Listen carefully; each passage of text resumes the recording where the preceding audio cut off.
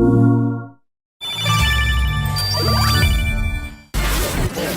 will use your own stolen information against you. They will attempt to change your behavior.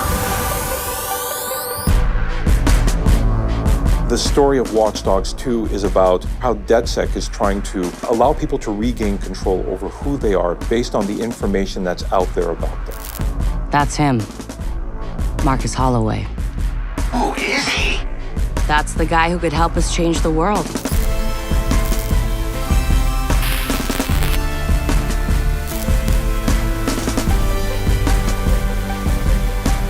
Watch Dogs 2 is about a hacker named Marcus Holloway. He's a very gifted and smart young man who ends up by getting profiled and accused of a crime he didn't commit. That opens his eyes as to all the inequalities that are out there and how the system is being used against people. He's fighting for injustice. This system that's in this game, CTOS, it puts labels on people and it doesn't really take in who they are as people or whether they're good. It just says they're high risk, you need to treat them this way. And so he starts working with DedSec in order to show people what's happening, but more so to help take down part of the system that's being used against them. T-Bone comes along, getting DedSec to go, yes, we have to make a stand. We have to be the good guys. Nice hat. Nice mask. They are the David against the Goliaths, but they have something special that David didn't have. Like, they don't have a sword, they have the entire internet. The Goliath is all forms of establishment. So big corporations, some people in those corporations trying to use technology for power, for money, for control, and also the government is part of the establishment. So various corrupted people inside of those factions that you're trying to fight against. You're gonna be dealing against rival hacker groups. We're gonna be dealing with corporations trying to get power, manipulating politicians, trying to get money. Basically trying to know more about you than you know about yourself so they can predict your next move. One of the challenges you're going to be facing is to figure out, is there a link between all those people? Is it just random abuse of technology or is there someone with an agenda? And that's what you have to figure out as you unveil that corruption in the establishment. In Watch Dogs 1, we explored surveillance a lot. You know, how technology could invade people's privacy. In Watch Dogs 2, we're interested in something called big data. Big data, really what it means is all the stuff we do online, all the information that is recorded on us. When we were crafting Watch Dogs 2, we definitely wanted the players to come away thinking to themselves, holy crap, I didn't know this existed. We started looking at how people are being predicted and potentially manipulated. You come into Watch Dogs 2 and you now are at the heart of Bloom. You see what happens when they're able to take all this information and compile it together. They don't see anything wrong with compiling this data.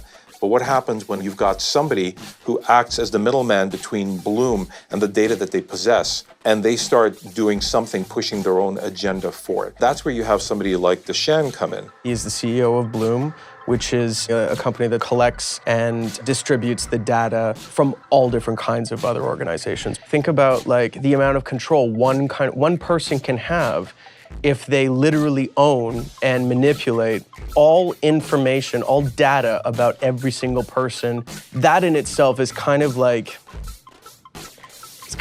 God. And that essentially is what the limitless of what Dushan's capability is could turn into. If I'm going to separate how Deshan and Marcus differ, I would actually say it's what is it that they're willing to do in order to win? Who does Deshan sacrifice in order to accomplish victory? And what is Marcus willing to give up, or what is he not willing to give up in order to do the same? Marcus doesn't come in with that idea of, I'm gonna save the world. He comes in with a fuck Bloom, they fucked me over, so I'm coming after them. You know, the defenseless trying to defend themselves. We are the ones that can step up and defend for them. We've all been broken down into our most core components as far as information is concerned. And we have no control over it whatsoever. We have no say over who uses it. We have no say how it's used against us. If there's no way that the people can know what's happening, then things like this happen. Hackers step up and figure out the truth, and then they divulge the truth to the masses. All that data at Bloom's fingertips, that's like the world's most powerful monopoly. This is systemic injustice at its highest level. Let's show them what going to war with us really means.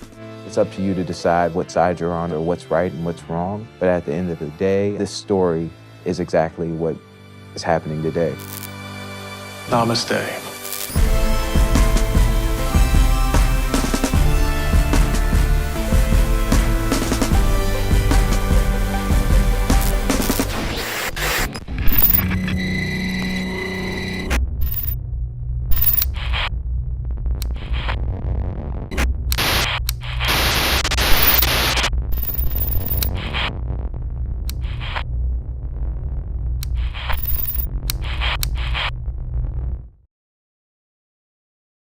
para vosotros, jugadores.